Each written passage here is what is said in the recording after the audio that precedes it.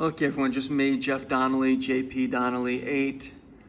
You at several different places, jpdonnelly8.com, JP Donnelly 8 YouTube, JP Donnelly 8 Instagram, and JP Donnelly 8 on Facebook.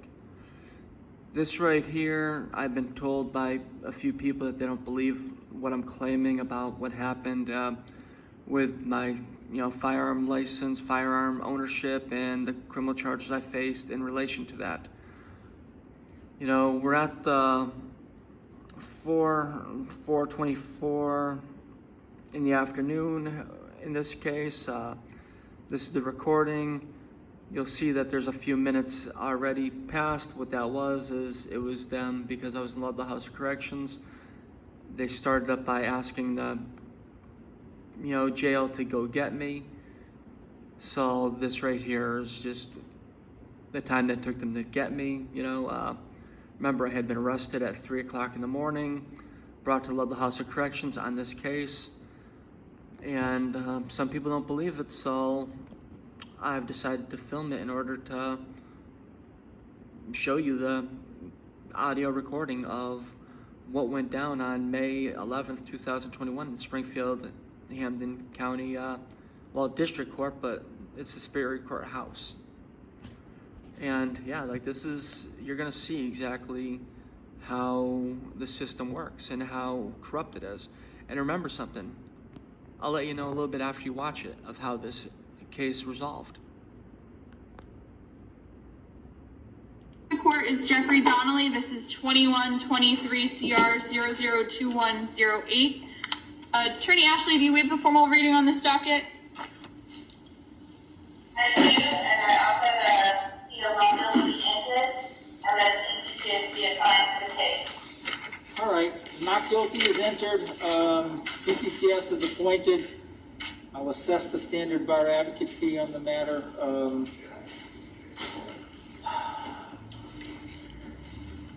Is there an issue of bail here, Attorney Hunt? Yes, there is. Okay, go right ahead. Thank you. Commonwealth is seeking a $5,000 cash bail in this case, as well as conditions of surrendering his license to carry a firearm to Springfield Police Department pursuant to the order they issued him, and to surrender all firearms to Springfield Police Department as ordered, or in the alternative on the surrendering of the firearms to an authorized person pursuant to Chapter 140, Section 129D of the Mass General Laws, and then provide contact information of that person so it can be verified that these firearms have been surrendered. This request is based on the allegations that come here. The order to surrender, firearms revocation service for Mr. Donnelly was issued on April 12, 2021 due to a pending open case out of Palmer District Court, Your Honor, in which Mr. Donnelly is facing charges of indecent assault and battery of a person. While he does not have much of a record, Your Honor, he does have a number of restraining orders on his record. He does have that current open pending case. He was told by Deputy Chief Kent of the Springfield Police Department that he had to surrender his license and his firearms. They called him on May 7th. SPD did, spoke with Mr. Donnelly around 5 p.m., who told them he would not surrender his firearms and his license to carry to the police. He said he was then going to transfer them to Vermont so SPD couldn't get them. He was very uncooperative with the police and argumentative on the phone. A short while later, about 20 minutes later, another SPD contacted Mr. Donnelly, and Mr. Donnelly told this officer that he didn't believe he was required to surrender his firearms. They were already in Vermont. So now we have, in the span of 20 minutes, two separate stories as to the location of these firearms, a denial that he is subject to surrendering those and his license, And so for these reasons and his pending case out of Palmer, the Commonwealth is seeking the $5,000 cash bail, the order that he surrender his license to carry, and the order that he surrender his firearms. Thank you. All right, thank you very much. Attorney Ashley, go right ahead. Your Honor, I don't know what's changed prosecution's mind. Earlier today when we spoke, they were asking for a $500 cash bail and the firearms to be surrendered. I don't know what's happened in the last hour or so to change their minds to a $5,000 cash bail on this case. We would be asking personal recognizance on this case. My client is not a flight at risk. He shows up to court when ordered. As of 5/25, April the 25th, his license to carry had expired. This complaint was issued on 5/7. This offense date is 5/7. He didn't even have a valid license to carry at that time, and he was in compliance with Massachusetts law. He was no longer in possession of those firearms. He has lived in the area his entire life. He has family in the area. He has a bachelor's degree in psychology and criminal justice. He, in the past, has been a volunteer park ranger. He has worked for DCS. He was not contacted by anyone at the Springfield Police Department until that May 7th date. He was not aware that his license, he was made to surrender the firearms. He was only aware that his license to carry had not been renewed at that time, and he had therefore complied with Massachusetts law and relinquished control of the firearms. Besides the open case, which I just want to point out, stems from a 2016 incident. That is when that case, the original incident occurred for the open Palmer case. My client has had no new cases since 2013. He has no convictions on his record. He is also a severe asthmatic, and holding him would place him at severe risk of health complications due to the COVID pandemic. Again, Your Honor, he is in compliance with Massachusetts law. He did not have a license to carry at the time that the complaint issued, and he is in no way a flight risk. And holding him on any sort of cash bail would mean that he's held pending the resolution of these charges. Your Honor, I would just add that even if his LTC was expired, which is in the report, that it was set to expire, the fact that he still has possession of it, he did not turn it in, and we have no way of knowing where these firearms are. He specifically told the police, I will not do that. He told them that on 2 phone calls. One time he said, they're already gone in Vermont. The other time he said, I'm going to bring them to Vermont. Right, no, I understand your All right, concern. sorry, thank you. No, it's fine. What I'm going to do is this. I'm going to set a personal surety bail of $500, and I'm going to order as follows. Mr. Donnelly is either going to arrange to hand over those firearms to the Springfield Police, or he is to obtain an affidavit from whoever he turned those firearms over to with a description of each and every firearm and its respective serial number. And he will have until Monday, the 17th, to do one of those things. If he doesn't do that, and if that affidavit isn't received by the Commonwealth by noontime on the 17th, a warrant will issue for his arrest. And we will deal with this matter as a potential revocation of the bail. We're going to carry this matter over till Monday to determine whether or not Mr. Donnelly has complied with one of those 2 requirements. Otherwise, there will be a warrant for his arrest, and he will be subject to having his release revoked for his failure to comply with that order. Your Honor, can we have the condition that he turn in his LTC, expired or not, to... Yes, oh yeah, no, he has to turn in that as well. But, Thank you.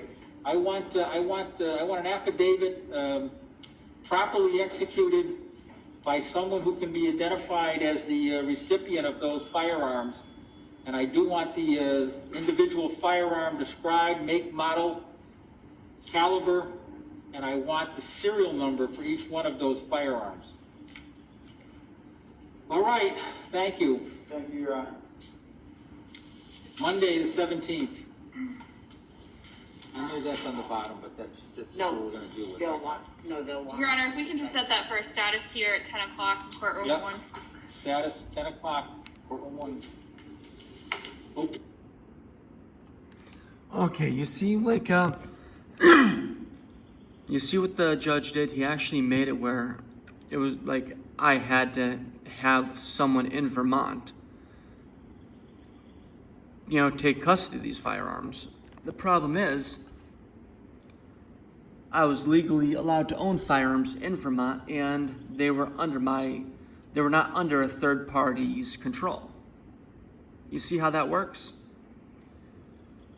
And if you look at it, this whole case, as you've heard, revolves around me refusing to turn in firearms to the Springfield Police Department that I had legally kept in Vermont.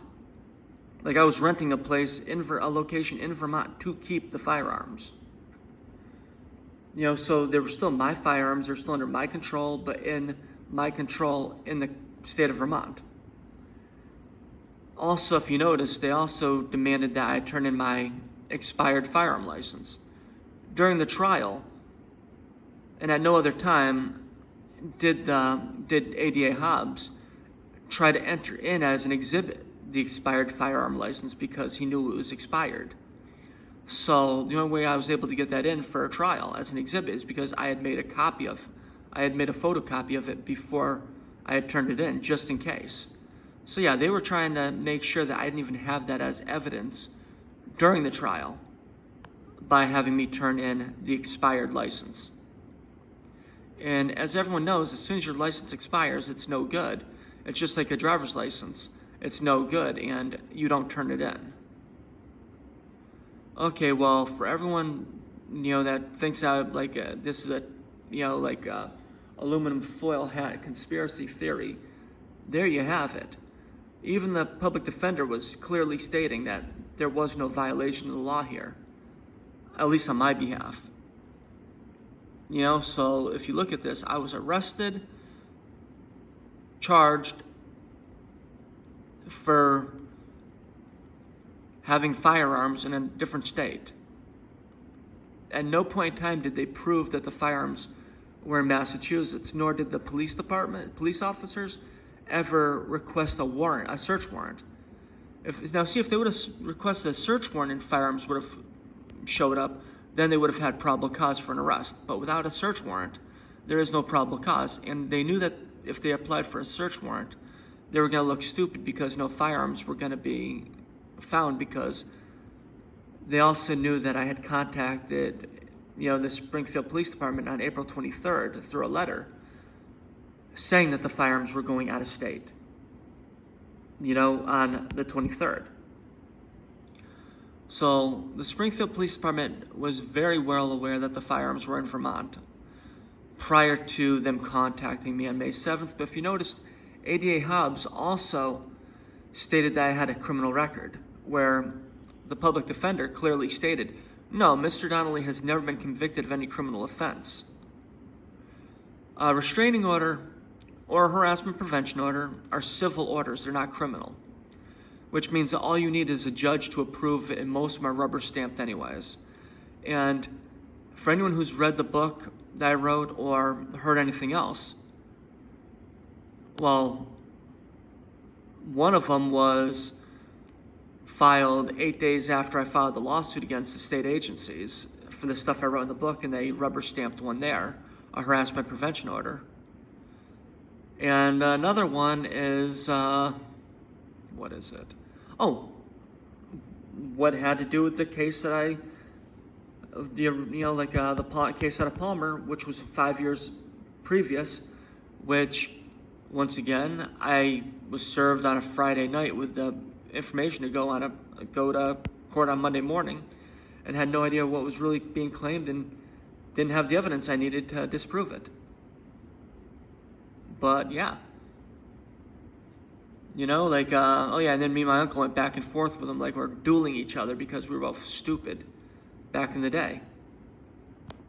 But whatever, but even the ADA, even the court-appointed attorney said, it's been over 5 years. No, it's been at this time, it's been almost 10 years since I've had any interactions with the law enforcement, with the courts.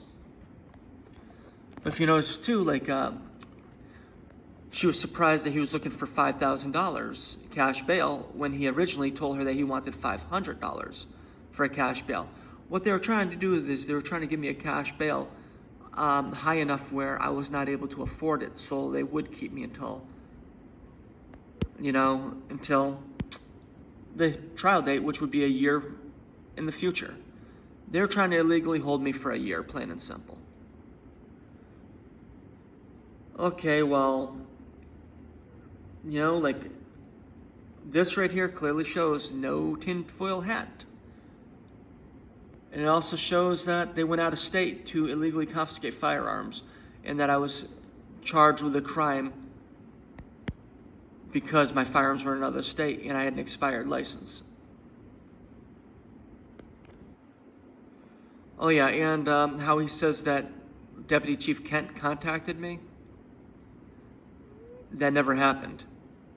There was no contact ever made by Deputy Chief Kent. And you'll see that one day when I post the trial transcripts, because Deputy Chief Kent even admitted that after he signed it, he went off duty and had a hip operation, I believe he said. Okay, have a great day, guys. But yep, this right here is what happens when you're in a anti-gun state dealing with an anti-gun police department dealing with a corrupt courthouse. They go out of state to confiscate legally owned and possessed firearms.